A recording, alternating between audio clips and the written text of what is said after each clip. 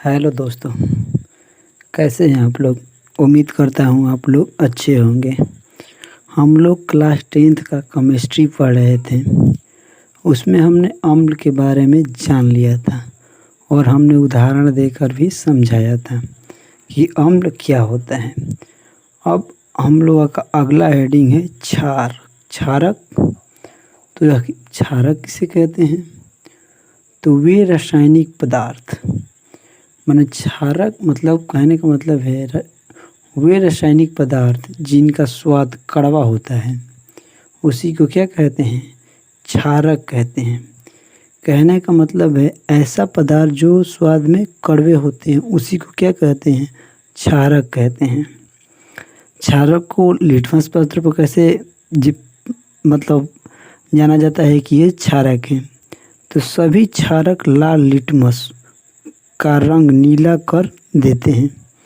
कहने का मतलब है यदि आप क्षारक को लिटमस पर, अगर मान लीजिए ये आपका ये हो गया क्षारक और आपने इसमें लिटमस पत्र को डुबाया, तो वो क्या कर देंगे? उनका कलर चेंज कर दे। कलर चेंज कर कैसे कर देंगे? कहने का मतलब है सभी क्षारक लाल लिटमस का रंग नीला कर देंगे। यही होगा कि जो आपका क्षारक है वो नीला को नीला कर देंगे, मतलब लाल लिटमस का रंग नीला कर देंगे। जो लाल लिटमस यहाँ जो हम लिटमस डालेंगे तो उसका कलर नीला हो जाएगा। यही आपकी क्षारक की प्रवृत्ति होती है। क्षारक रासायनिक रूप से अम्लों के विपरीत होते हैं। मतलब कहने का मतलब क्षारक रासायनिक अम्ल जो होता है वो नीला से लाल कर देता है, और ये क्या करता है? ये लाल से नीला कर देता है। यही बोल रहा है कि क्षारक जो होते हैं रासायनिक रूप से अम्लों के विपरीत होते हैं। अब अगला हम लोगों का हेडिंग है क्षार, यानी क्षार किसे कहते हैं?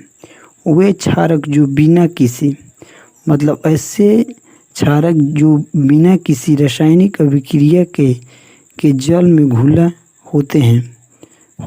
जाते हैं। कहने का मतलब है वे क्षारक जो बिना किसी भी रासायनिक अभिक्रिया हुए बिना जल में घुल जाते हैं, एक विशेष नाम से जाते हैं। उन्हीं को हम क्या कहते हैं? क्षार कहते हैं।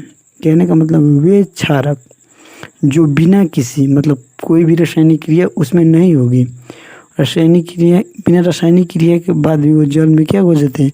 घुल जाते हैं। इस विशेष नाम से जाने जाते हैं जिन्हें हम क्षारक कहते हैं।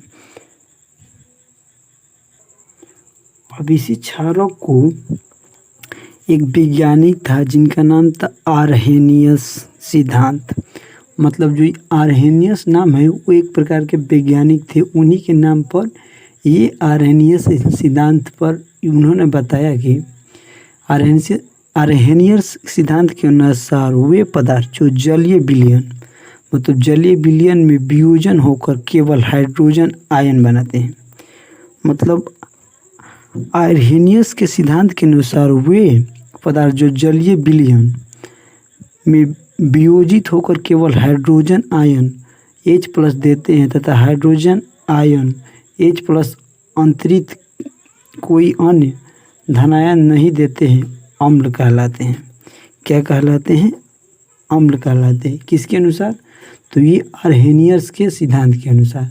उन्होंने बताया कि उनके अनुसार जो पदार्थ है जलीय विलयन में वियोजित होकर केवल हाइड्रोजन आयन तथा हाइड्रोजन आयन H+ अतिरिक्त कोई अन्य पदार्थ धनायन नहीं देते हैं, उसी को उन्होंने बताया कि अम्ल है।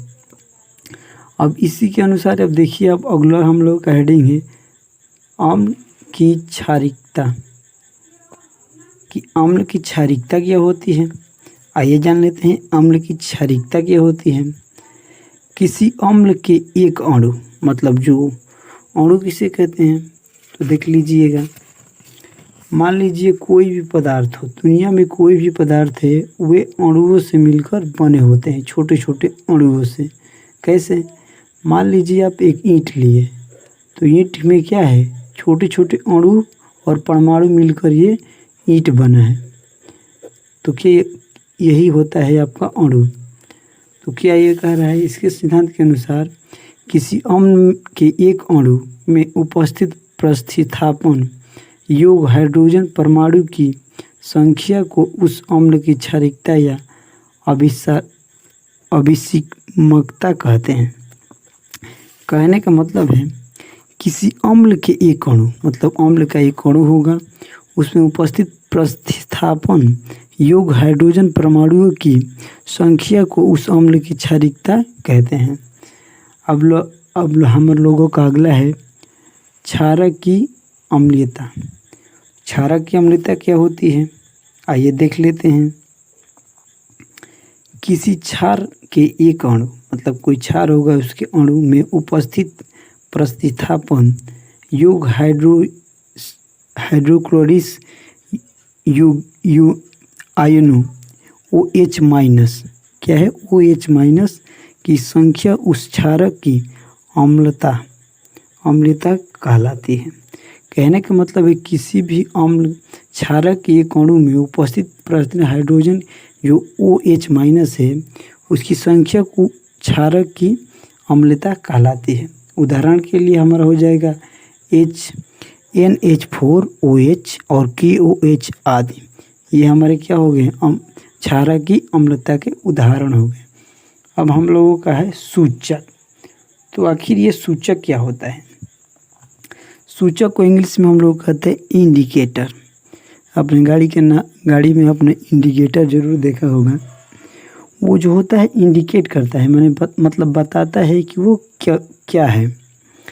ये क्या होता है, सूचक एक रंजक होता है जो किसी अम्ल या क्षार के संपर्क में लाए जाने पर अपना